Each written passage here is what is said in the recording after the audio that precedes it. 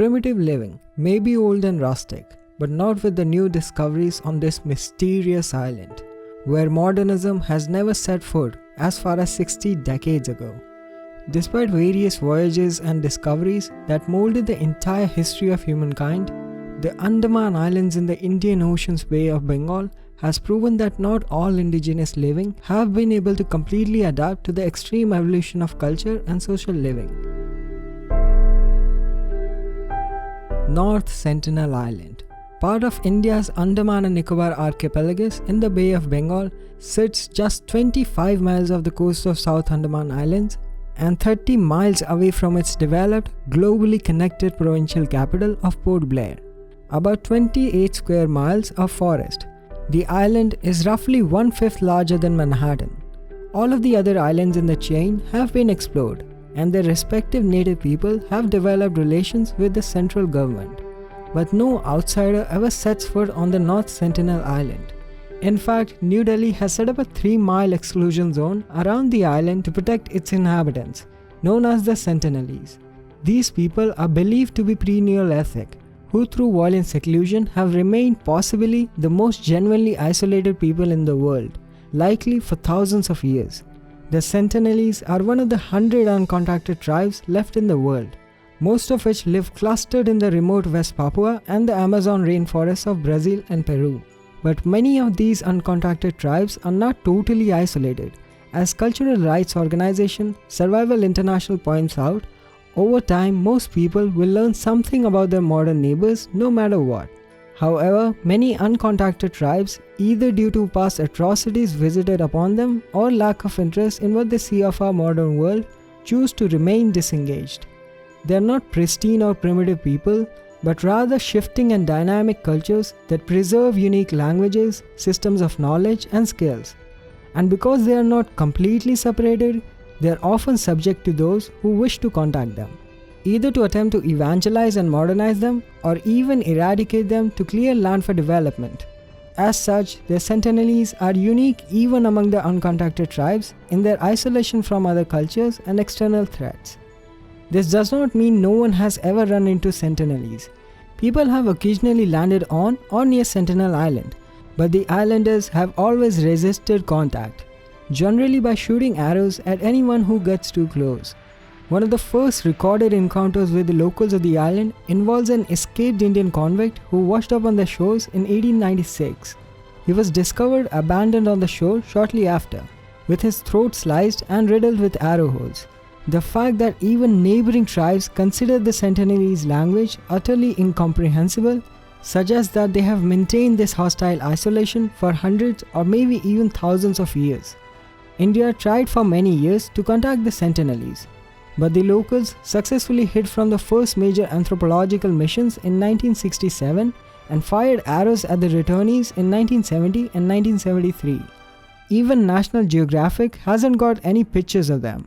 In 1974, when they tried to make a documentary on the island armed with gifts, they had to retreat after the director took an arrow in the thigh. In 1981, a stranded freighter had to fight off Sentinelese for days before help arrived. Throughout the 70s and 80s, several more individuals were wounded or killed while trying to make contact. Since those trips, the Sentinelese have rescinded their friendliness. Following the 2004 Indian Ocean tsunami, an Indian Coast Guard helicopter circling the island was attacked with arrows. The Sentinelese seem to have successfully weathered the devastating tsunami, seeking for higher grounds before the wave hit. Eventually, almost 20 years later, anthropologist Triloknath Pandit did make tenuous contact several times. Having spent years fleeing arrows and leaving gifts of metal and coconuts, he allowed the Sentinelese to undress him and glean some basic information about their culture. But recognizing the losses suffered up to that point, the Indian government eventually gave up, ceding to the clear Sentinelese will towards isolation and declaring an official exclusion zone, protecting the tribe's space. This might be for the best, given what's happened to other tribes in Andaman Islands since contact. The Great Andamanese, which numbered around 5,000 at first contact, are now just few thousands after waves of settlement and development. And the Jarovans, first contacted in 1997, lost 10% of their population to measles in the first 2 years of exposure, suffering endemic diseases, dislocation, and sexual abuse by the settlers and police ever since.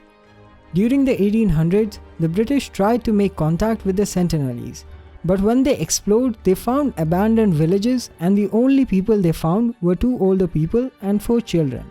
They took them to the nearby British settlement in Port Blair. However, the 2 older captives died, and the 4 children were returned to the island soon after. We don't really know what happened to the 4 children after that. 2 prevailing theories that persist is that they were killed off by the natives, or that they could have possibly been welcomed back and might have led to an outbreak that caused the tribe to go from shy to hostile. Survival International, which advocates for tribal people's rights, described the Sentinelese as the most vulnerable society on the planet, as they are likely to have no immunity to common diseases like flu and measles. According to the organization, due to the complete isolation, the chances for them being wiped out by epidemic are very high. Using DNA from surrounding tribes and the unique isolation of the Sentinelese language, we suspect that Sentinelese singular genetic lineage could go back as far as 60,000 years. That would make them perhaps some of the most direct and uniquely isolated descendants of the first humans to leave Africa. So what exactly do we know about their lives? Well, not much, except what Pandit gathered from his visits and subsequent video from flybys. While privileged people here are eating burgers and splashing hundreds of dollars on new trainers, the near-naked Sentinelese are surviving off the land and hunting for sea creatures.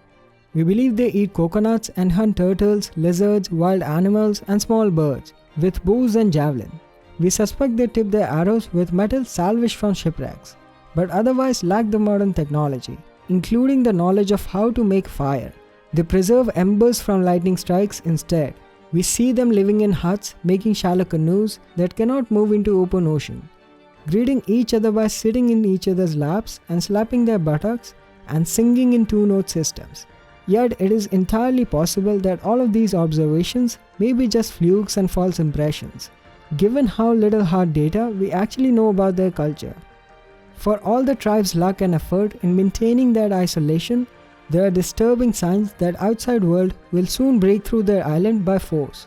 In 2006, 2 fishermen washed up on their shore by accident and were murdered by the islanders, prompting a failed mission to retrieve their corpses. The helicopter was repelled by arrows, and an outcry from mainstream Indians calling for justice against the tribe.